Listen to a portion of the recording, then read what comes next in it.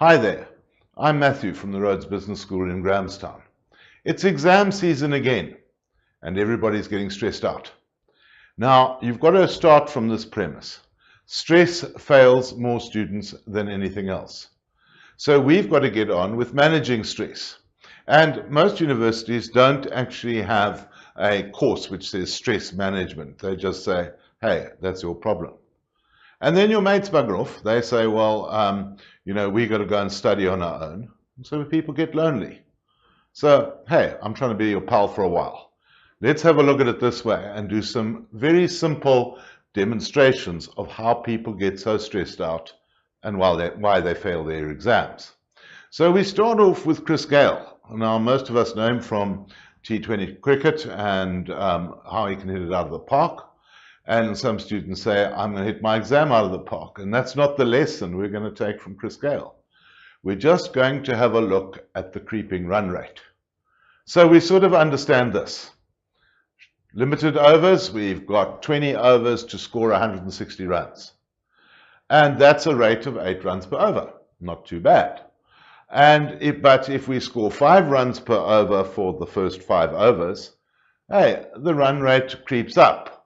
And that leaves us 135 runs to score in 15 overs, which is just 9 runs to the over. There's not a huge difference to the 8.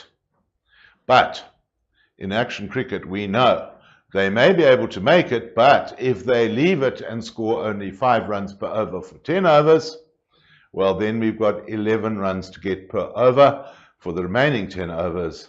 And hey, Houston, we've got a problem. That game's over halfway through.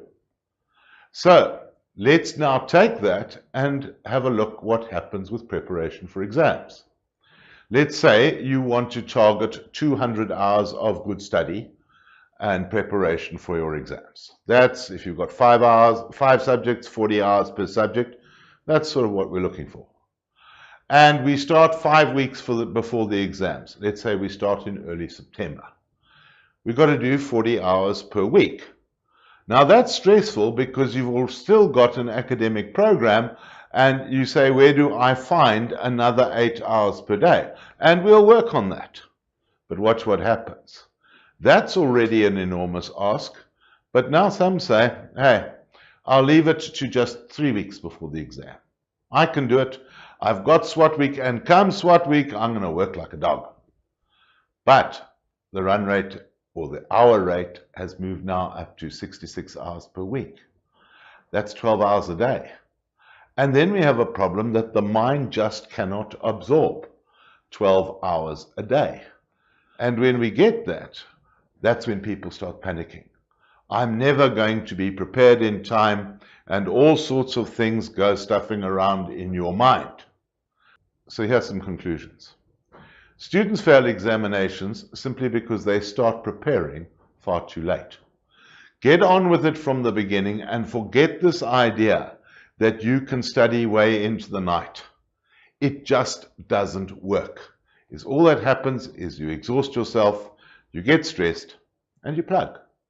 So that's my first idea. Here's the second in my series of tips to help you pass your exams. What we are aiming for is to work smarter, not necessarily harder. And the name of the game is keep calm. And the way that you keep calm is by becoming an early bird.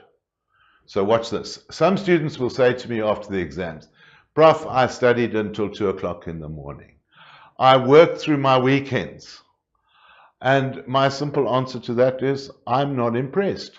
You've exhausted yourself, you've stressed yourself out, and you could not concentrate properly in your exam. So, I'm saying, again, remember that stress fails students. So now the student day normally goes like this. If we haven't been drinking the night before, we get out of bed at about 7 to start lectures at 9. Then we come home at 5, we have dinner, we watch a bit of TV and a soapy or two, and we start studying at 8. Believe it or not, that should be the time of day that you are shutting down on your studying, because absolutely essential in the preparation for exams is to get enough sleep. So studying until late is not the way to go. It just doesn't hit the spot. So let's try this. Hey, it's spring. Sun's up early. Set an alarm clock. For a few days it'll be a bit of a pain, but get up at 5:30. Do 1 hour of intensive study before you even have your breakfast. Hey, now I'm ahead of the pack. I can look at my friends and say, hey, I did something you didn't do. Then, try and find 1 more hour to fit into your timetable in intensive study before lunch. So by lunchtime, I've got 2 hours under the belt when the rest haven't even started. And then I'd like to find another hour in the afternoon, either early or late, to get another hour done before dinner. So by the time your friends are starting studying, you've got 3 hours of intensive study complete. And when it comes to after dinner, hey, don't do more than another 2 hours so that you get a full comprehensive 5 hours of good study in before you go to bed. And after dinner, work on the basis of early to bed, early to rise. It doesn't help you to go studying past 10 o'clock at night. You're kidding yourself. It's not going to happen. So we are saying we are wanting to do 4 or 5 hours a day, and we would like to do it in intensive short bursts, and we'd like to take Sunday off. Why? The mind needs Sunday off. It needs to recuperate and be ready to absorb more on Monday. That's why we have Sundays. So try and keep Sunday available. That doesn't mean that Sunday must become one almighty piss-up. We're wanting to use Sunday to clear our minds, get a bit of sleep, be ready for the next week. Never study for more than 45 minutes to an hour without a break. In fact, all that's happening is the blood is going to your feet.